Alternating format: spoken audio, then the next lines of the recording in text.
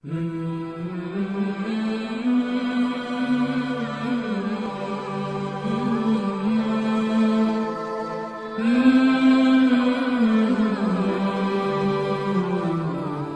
அலைக்கும் வரஹ்மத்துல்லாஹி வபரகாத்துஹு. அல்ஹம்துலில்லாஹ் நஹ்மதுஹு வ நுஸல்லி அலா ரசூலிஹில் கரீம். அம்மா பஅத். அன்பிற்கினியவர்களே, அல்லாஹுவின் கருணையினால் வழிமார்களின் வாழ்வினிலே இன்று தொடர்ச்சியிலே ஹஸரத் அபூ சுலைமான் தாரானி ரஹ்மஹுல்லா அவர்களை பற்றி நாம் பார்த்து வருகிறோம். எஜமான் அவர்கள் ஹஜ்ஜுக்காக வேண்டி செல்லக்கூடிய சமயத்திலே இடையில் பல நபர்களை சந்தித்தார்கள். பல்வேறு விதமான நிகழ்வுகள் நடந்தன. அதில் ஒன்று, அல்லாஹ் தஆலா இதை நமக்கு பயனுள்ளதாக ஆக்கி அருள் புரிவானாக, ஒரு வாலிபரை சந்தித்தார்கள். அந்த வாலிபரை பார்த்து மிகவும் வியந்து போனார்கள். ஏனென்று சொன்னால் அவர்களுடைய செயல் பார்த்தால் அல்லாஹு அக்பர், மிகவும் பிரமிக்க செய்தது எஜமானை. அந்த நபர் வழிநெடுக பயணம் முழுவதும் அவர் குர்ஆனை ஓதிக்கொண்டே வருகிறார். தங்கும் இடத்திலெல்லாம் தொழுகிறார். பகலெல்லாம் நோன்பு வைக்க, இரவெல்லாம் நின்று தொழுக, இவ்வாறு கடுமையாக வணக்க வழிபாடுகளிலே ஈடுபடுகிறார். அதை பார்த்து எஜமான் அவர்கள் மிகவும் வியந்து போனார்கள். அப்பொழுது ஒரு கட்டத்திலே இருவர்களும் சேர்ந்து மக்காவை அடைந்து விட்டார்கள். அங்கிருந்து இருவர்களும் பிரியக்கூடிய ஒரு சந்தர்ப்ப சூழ்நிலை ஏற்பட்டது. இப்போ எஜமானிடத்திலே விடைபெறுவதற்காக, அனுமதி கேட்பதற்காக அந்த வாலிபர் வந்தார். அப்பொழுது எஜமான் அவர்கள் கேட்டார்கள்,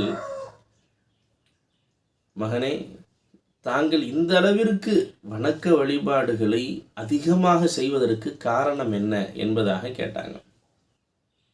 அப்போ அந்த வாலிபர் சொன்னார், எஜமான் அவர்களே, நான் ஒரு நாள் உறங்கி கொண்டிருந்த சமயத்திலே ஒரு கனவு கண்டேன்.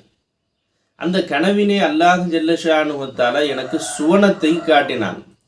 அந்த சொர்க்கத்திலே அலங்காரம் செய்யப்பட்டு, தங்கத்தாலும் வெள்ளியாலும் அலங்காரம் செய்யப்பட்ட மேடைகளில் ஹூருலியின் பெண்கள் எல்லாம் அமர்ந்திருந்தார்கள்.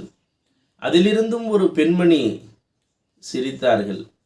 அந்த சிரிப்பினுடைய அந்த வெண்பற்களில் இருந்து வரக்கூடிய அந்த பேரொளி சுவனத்தையே அது என்ன செய்து விட்டது. அவ்வளவு பிரகாசமாக இருந்தது அந்த பேரொளி. அந்த ஹூருலியின் பெண்மணி என்னை பார்த்து சொன்னார்கள், இளைஞரே, நீர் அல்லாஹினுடைய பாதையில் கடுமையாக முயற்சி செய்து வாருங்கள், நான் உங்களுக்கு கிடைப்பேன் என்பதாக அந்த பெண்மணி சொன்னார்கள். எனவே என்னுடைய எல்லா வணக்க வழிபாடுகளும், இரவில் நான் நின்று வணங்குவதும், பகலில் நோன்பு நோற்பதும், குர்ஆன் ஓதிக்கொண்டே இருப்பதும், இந்த எல்லா செயல்பாடுகளுமே அந்த ஹூருலியின் பெண்ணை அடைய வேண்டும் என்பதற்காக வேண்டித்தான் என்று அவர் சொல்லி இறுதியாக இருவர்களும் பிரிந்து விட்டார்கள். அப்பொழுது அபூ சுலைமான் தாரானி ரஹ்மஹுல்லா அவர்கள் தங்களுக்குள்ளாகியே அவர்கள் பேசி கொண்டார்கள், அபூ சுலைமானே, நீர் விழித்துக்கொள். ஹூருலியின் பெண்ணை அடைய வேண்டும் என்பதற்காக வேண்டி அந்த இளைஞர் எந்த அளவிற்கு பாடுபடுகிறார். ஆனால் ஹாலிகுல் ஜன்னத்தாகிய, மாலிகுல் ஜன்னத்தாகிய, ரப்புல் ஆலமீன் ஆகிய அல்லாஹுவை அடைவதற்கு நாம் எந்த அளவிற்கு முயற்சி செய்ய வேண்டும், நீ விழித்து கொள்வாயாக என்று தனக்கு தானே உபதேசம் செய்து கொண்டார்கள் எஜமான் அவர்கள். அன்பானவர்களே, அல்லாஹ் ஜல்ல ஷானுஹு தஆலா தனது திருமறையிலே சொல்லி காட்டுகிறான் அல்லவா, வல்லதீன ஜாஹது ஃபீனா லநஹ்தியன்னஹும் சுபுலனா. யார் நம்மை அடைய வேண்டும் என்ற நோக்கிலே நம் பக்கம் யார் முயற்சி செய்கிறார்களோ, நம் பாதையிலே முயற்சி செய்கிறார்களோ, லநஹ்தியன்னஹும் சுபுலனா, அவர்களுக்கு ஒரு பாதை அல்ல, பல்வேறு விதமான பாதைகளை நாம் காட்டுவோம் என்பதாக அல்லாஹ் ஜல்ல ஷானுஹு தஆலா சொல்லி காட்டுறான். அப்போ அன்பானவர்களே, அல்லாஹுவை அடைவதற்கு நாம் முயற்சிகள் செய்ய வேண்டும். அல்லாஹுவை அடைவதில்தான் நமது இறைநேச செல்வர்கள் பாடுபட்டார்கள். எதை செய்தாலும் அல்லாஹ்விற்காக வேண்டி, நாம் பேசினால் அல்லாஹ்விற்காக வேண்டி, நாம் செய்யக்கூடிய ஒவ்வொரு ஆட்டம் அசைவு அனைத்தும் அல்லாஹ்விற்காக வேண்டி. அல்லாஹுவை அடைந்து கொள்வது, அல்லாஹினுடைய முஹப்பத்தை அடைவது, அல்லாஹுவை பெற்றுக்கொள்வது தான் நமது வாழ்க்கையின் நிச்சயமாக ஆக்கிக்கொள்ள வேண்டும்.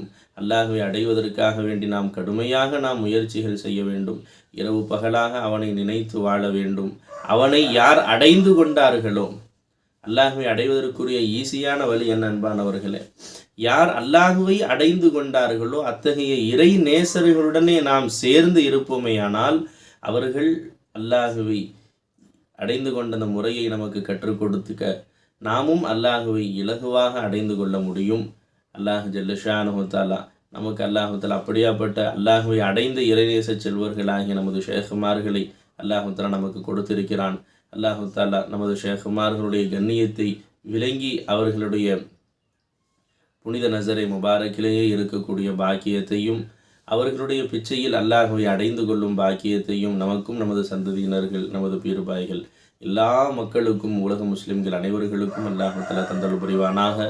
ஆமீன். வாஹிர் தஅவானா அல்ஹம்துலில்லாஹி ரப்பில் ஆலமீன். அஸ்ஸலாமு அலைக்கும் வரஹ்மத்துல்லாஹி வபரகாத்துஹு.